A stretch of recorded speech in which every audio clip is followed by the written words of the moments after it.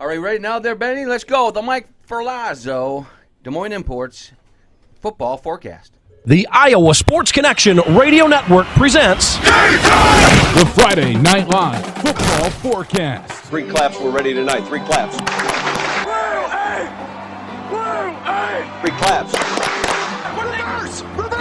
Reverse! 3 claps.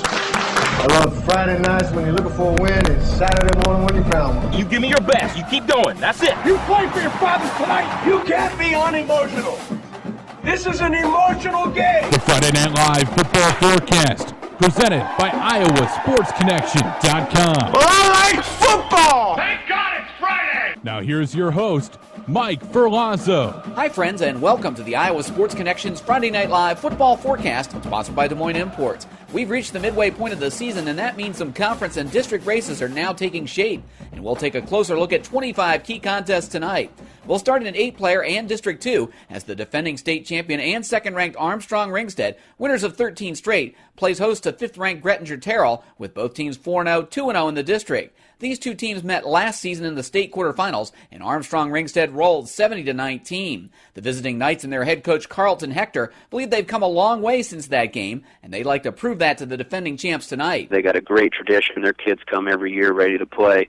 And our kids know that this is a chance to prove to the state that our ranking, we deserve that, and we deserve some of the hype that we're starting to get now. But they also know that last year, we got some of that same hype, but we did get blown out in the playoffs there by them. And that's something that a little bit of chip on their shoulder coming into this week. Grettinger-Terrell is powered by returning first-team All-State senior back Nate Howard, who is second in 8-man rushing with 768 yards and 13 touchdowns. Meanwhile, senior quarterback Spencer Clausen now directs a more diverse Armstrong-Ringstead attack, and head coach Bob Zott says he'll need to make efficient use of all the weapons at his disposal to overcome Grettinger-Terrell this time out. Because they're a ball control offense, they're going to eat up a lot of clock. And so that just makes our offensive possessions that much more important. Because if we have our turnovers, if we don't execute properly on the offensive end and we give them the ball, it limits our touches. And we've got some real explosive players that, we want this to be a shootout. In other big 8-man games, there's another battle of unbeatens in District 3 as 4-0 Trappola plays at 4th-ranked and 5-0 Northeast Hamilton of Blairsburg. 3rd-ranked Preston, 5-0 and 4-0 in District 4, plays at Key of Lansing, which is 3-1, 2-1. 3-1 Villisca plays at 5th-ranked and 4-0 Fremont Mills of Tabor, with both teams 2-0 in District 8. And 3-1 Glidden Ralston plays at 9th-ranked and 4-0 East Green in a battle between two teams that are 2-0 in District 7. In Class A, 2 3-1 teams tangle in District 6 as Iowa Valley Marengo, 1-1 in the district, plays at 10th-ranked and 3-1 BGM Brooklyn, which has won its 2 district games. It will be the District 7 opener when 3-1 Van Meter visits top-ranked and 4-0 Madrid, and 3-1 Montezuma plays in Wayland at 4th-ranked and 4-0 Waco in an intriguing non-district game. In Class 1A, there's a District 2 showdown pitting 4th-ranked and 3-1 West Lyon at 5th-ranked and 4-0 Hartley Melvin Sanborn, with both teams 2-0 in the district. Last season, HMS suffered its lone regular season loss at West Lyon in a game that ultimately decided the District 1 title. West Lyon linebacker Brendan Turwee led the team in tackles on that night and went on to earn All-State honors. Now a senior defensive tackle, Turwee is still present and will be accounted for by Hartley Melvin Sanborn tonight, according to head coach Steve Waxter. Well, obviously he's in the center and he's going to occupy several people at one time if we can get him to him. And he gets off the block very well, pursues the ball well, and anything we try to run straight ahead, they're going to stuff right in our face just for the fact that they are big and strong and they're very skilled and they're great football players. There's also a huge 1A battle of unbeatens in District 6 as Wapello is 3rd-ranked West Branch's homecoming opponent tonight, with both teams 4-0, 2-0 in the district. Last year, West Branch won a wild game between these two rivals, 55-28, and with Wapello possessing the likes of junior quarterback Jacob Lafayette, who's run for nearly 600 yards and 11 touchdowns while throwing for nearly 400 more and 4 scores, West Branch coach Butch Peterson expects it might be more of the same again tonight. They have a really explosive offense. They do a lot of things very, very well. They're very quick. They want to get to the edge as quick as they can and make some hay out there on the sides. And they also have a solid running back that can run down the middle of the field as well. So we have some diversification problems that we're going to have to look at and solve if we're going to be able to slow them down. Elsewhere in 1A, top-ranked St. Albert 4-0, 2-0 in District 8 hosts Underwood, which is 3-1, 1-1. Eagle Grove, 3-1, 1-1 in District 4, visits 7th-ranked and 4-0 Woodward Granger. And 2-2 IKM Manning, a 2A state semifinalist the last 2 years, will play at 8th-ranked and 3-1 Hinton in a battle between two teams that are 2-0 in District 1. We'll take a timeout, but when we come back, we've got 2 plays of the week from some big CIML games, and then we'll take a closer look at all the key contests in the 3 biggest classes. You're listening to the Friday Night Live Football Forecast, sponsored by Des Moines Imports. Hi, this is Matt Sokolowski, manager at Des Moines Imports, here to tell you how to save.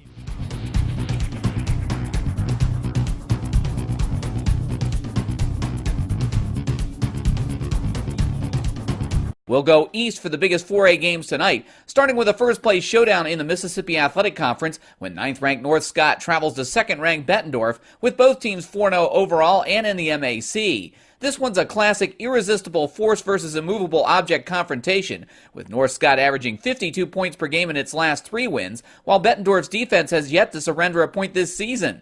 Bulldog head coach Aaron Wiley comes from a defensive background and couldn't be prouder of his dog D. I think we have a really, really strong front 7. We have, particularly the front 4.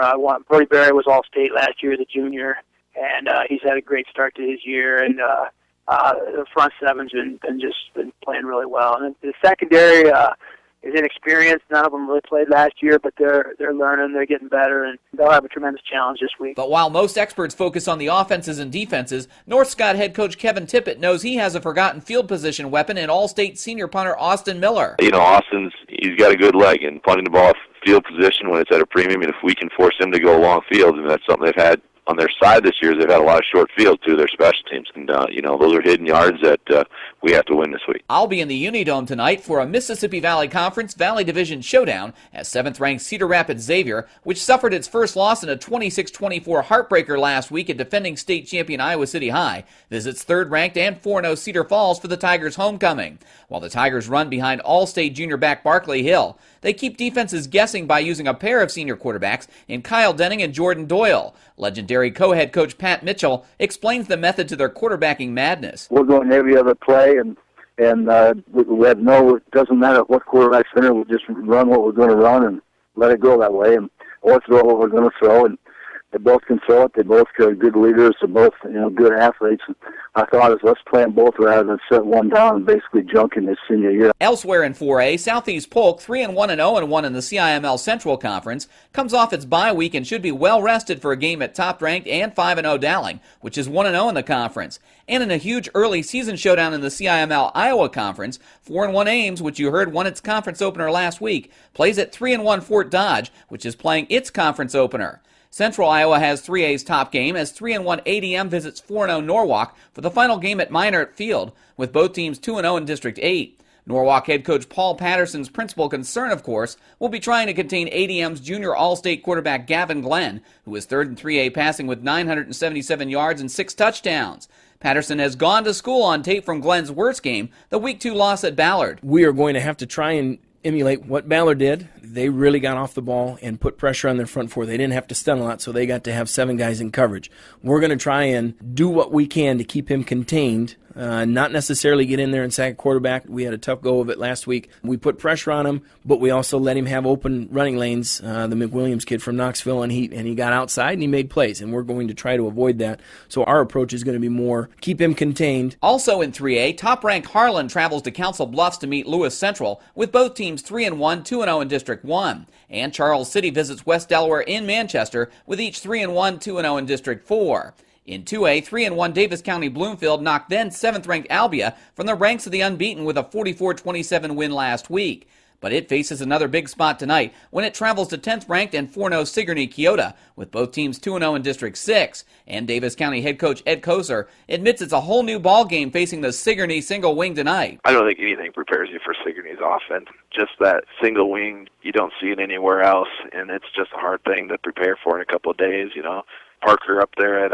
Iowa, he had at least a month or two to prepare for Georgia Tech. That'd be great if we'd have that for Sigourney, but you only get a few days. That's just the way it goes. It's been a nice little rivalry. They pretty much gave it to us last year in the last game of the year, and I think we were the start of their season for this year because they went back to their single wing last year for our game, and I think we helped them set the tone for this year. Elsewhere in 2A, Oldebold Arthur, Battle Creek, Ida Grove ventures to Lake City for a District 2 showdown with third-ranked South Central Calhoun, a battle between two 4-0 teams. Fifth-ranked Roland Story, 4-0, 2-0 in District 7, plays at Collins Maxwell Baxter, which is 3-1, 1-1. Sheldon, 4-0, 2-0 in District 1, plays at 8th-ranked Sioux Center, which is 3-1, 1-1. And that's the same scenario in District 8 as 4-0 Interstate 35 travels to 3-1 Pella Christian. And that'll do it for the Friday Night Live football forecast, sponsored by Des Moines Imports. This is Mike Ferlazzo. Now get out there and see a good one. The Friday Night Live football forecast is a production of the Iowa Sports Connection. Listen for the results of all of these games and more on the Friday Night Live scoreboard show tonight starting at 10 o'clock. And for more online, visit iowasportsconnection.com.